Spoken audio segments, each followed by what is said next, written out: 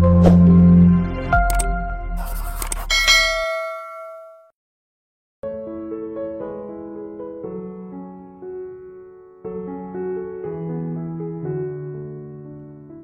dalam agama, bentuk konkretnya perlawanan kita terhadap kebencian diri adalah hidup yang sabar dan syukur.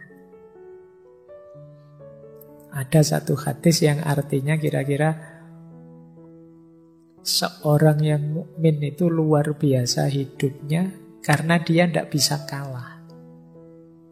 Kalau sedang enak dia bersyukur, kalau sedang sulit dia sabar. Jadi kita ini hidup ini tidak ada tidak nyamannya. Selalu nyaman. Tapi kan kadang-kadang berat, Pak. Tidak. Kalau pas berat, sulit, ada senjata namanya sabar. Kalau pas enak, nyaman, ada senjata namanya syukur. Ada syukur, ada sabar, menang sudah. Itu dua senjata utama.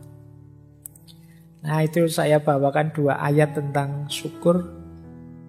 Yo, nanti teman-teman boleh baca sendiri, ngecek sendiri saat tafsirnya ya. Bisa yang pertama dari surat Ibrahim ayat 7, yang kedua dari surat Luqman ayat 12. Kalau yang pertama, wa itta'adzana rabbukum la in syakartum la azidannakum wa la in kafartum inna adzabi lasyadid. Jadi Allah menyatakan jika engkau bersyukur pasti akan kutambah nikmatnya untukmu, dan bila engkau kufur ya sesungguhnya siksaku amat pedih. Jadi tambah syukur, tambah nikmat. Karena syukur sendiri itu aktivitas menerima dan menikmati apapun yang diberikan oleh Allah. Mesti ditambah, mesti bertambah.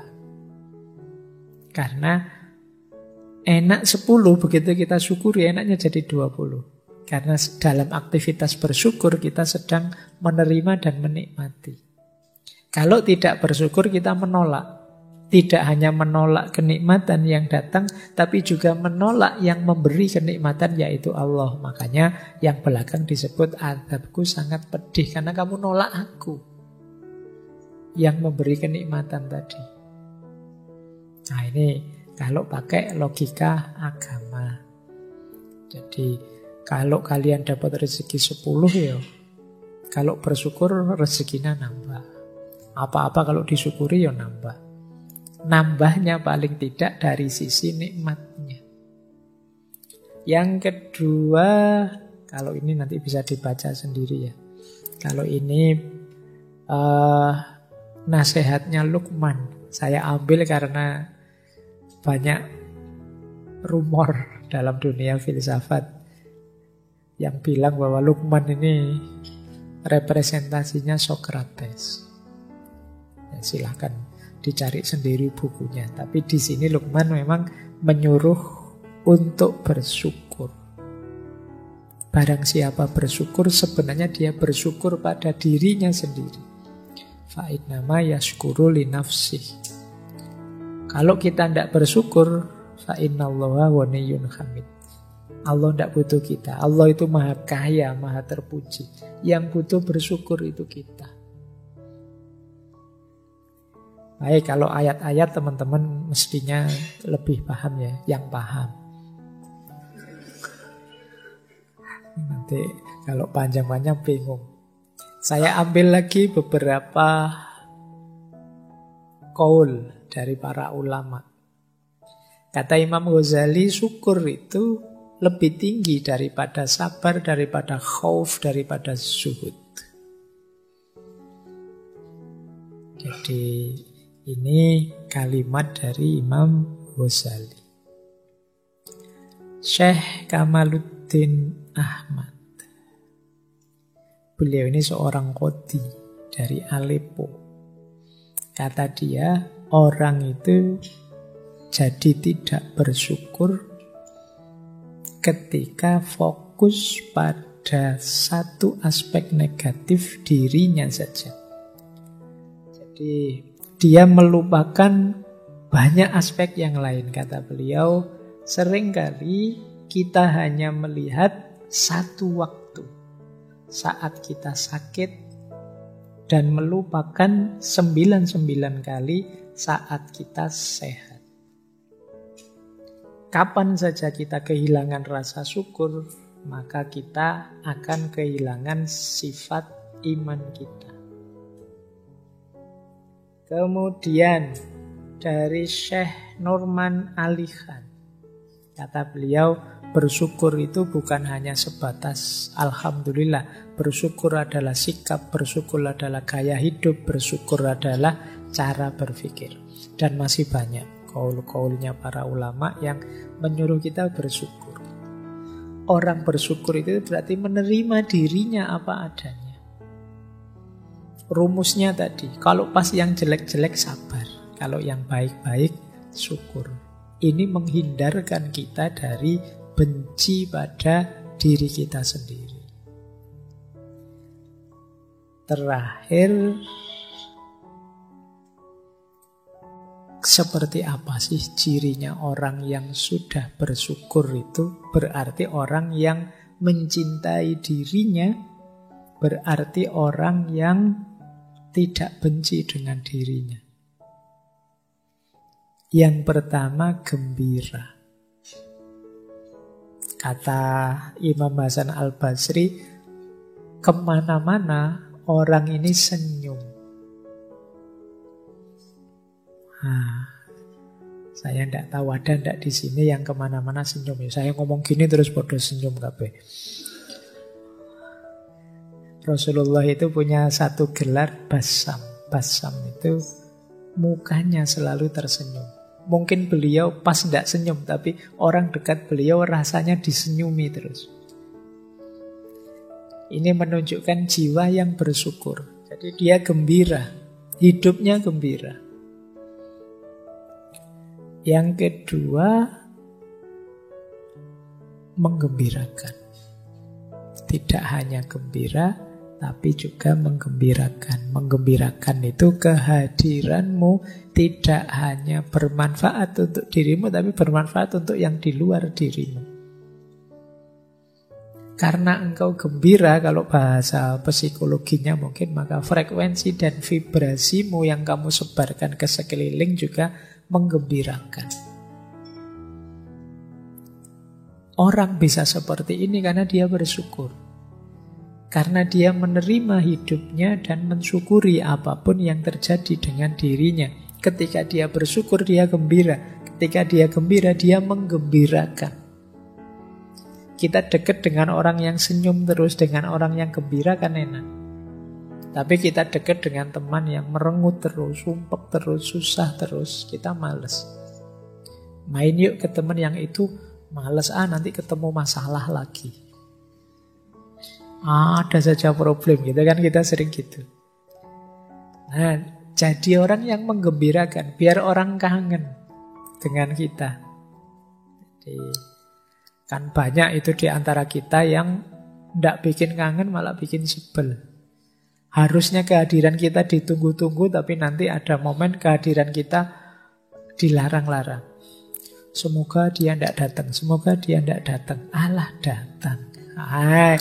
Itu ya, berarti kehadiran kita ditolak, tidak ditunggu.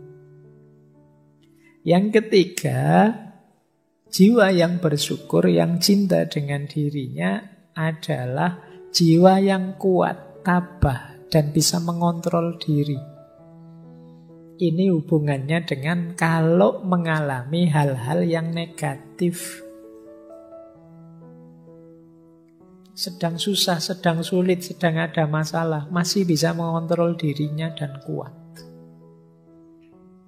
Jadi stabil dalam kebaikan, apapun yang terjadi. Tidak kok, wah ini saya sedang ada masalah nih Pak, saya tak dosa-dosa dikit, tidak apa-apa lah Pak, nanti ditobati. Ini kalau itu jangan. Berarti tidak mampu mengontrol dirinya. Saya bohong sebentar saja lah Pak, nanti kalau masalahnya selesai saya tak jujur lagi. Tidak. tetap kontrol dirimu.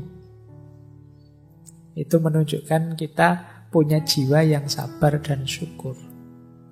Yang keempat, kalau ini keluar kepada orang lain. Kalau tadi kan dalam diri kita, memaklumi dan memaafkan. Jadi kalau ada orang menyakiti kita, berbuat salah dengan kita tidak terpengaruh. Kita maklumi dia dan kita maafkan.